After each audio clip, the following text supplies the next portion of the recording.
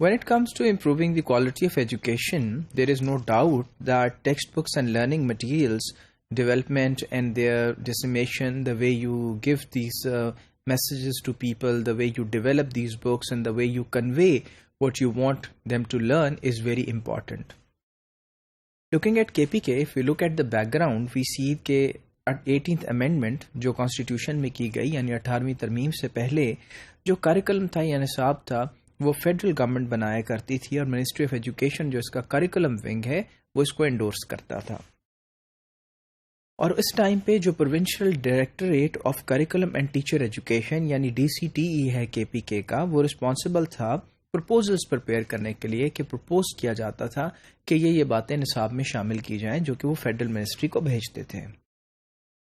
اور 18 امینڈمنٹ کے بعد ہم یہ دیکھتے ہیں کہ DCTE is now charged by the government to be the competent authority for curriculum reforms and approval of textbooks. جب 18ویں ترمیم میں ایجوکیشن پروونشل سبجیکٹ بن گئی تو پھر DCTE کو تمام پاورز دے دی گئیں کہ وہ کریکولم کو جو ہے وہ ڈیولپ کرے، اس میں ریفارمز لے کے آئیں اور ٹیکسٹ بکس کا اپروول کریں.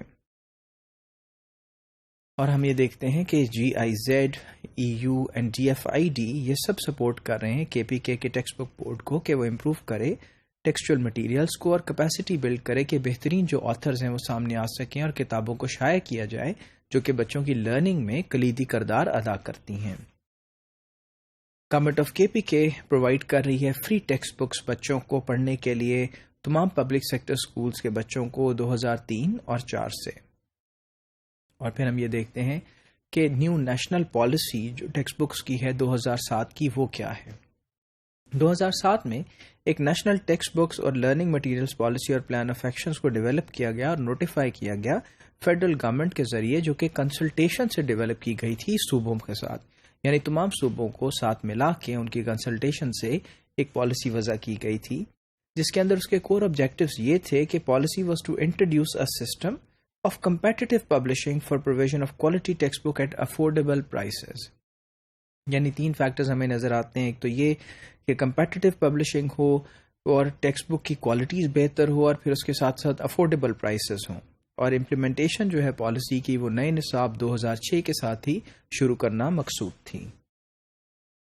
اس نئی پالیسی کے تحت ہم یہ دیکھتے ہیں کہ انکریز ایمفسس کیا گیا پرائیویٹ سیکٹر کی پبلشنگ پہ کہ جو پرائیویٹ سیکٹر ہے ان کو بھی شامل کیا جائے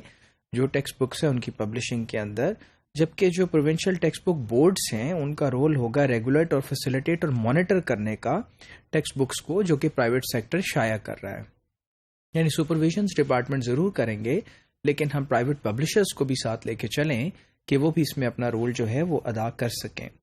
خیبر پختونخوا نے بھی یہ جو ٹیکسٹ بکس کی پالیسی ہے جس میں پرائیویٹ پبلشرز شامل ہیں اسے اڈاپٹ کیا ہے. اور پھر اس کے ساتھ ہم یہ دیکھتے ہیں کہ پروونشل گورنمنٹ جو ہے under the articles of the new policy کے پاس یہ ڈسکریشن ہے کہ وہ فریم ورک کو بھی ٹائم کو سیٹ کر سکے، لوکل کنڈیشنز کو دیکھتے ہوئے ٹریننگ پروگرامز کو اور سارے انفلوئنسنگ فیکٹرز کو جو کہ کتب کی اشاعت کے اندر اور ان کی ڈیولپمنٹ کے اندر جو ہیں وہ اپنا رول پلے کرتی ہیں.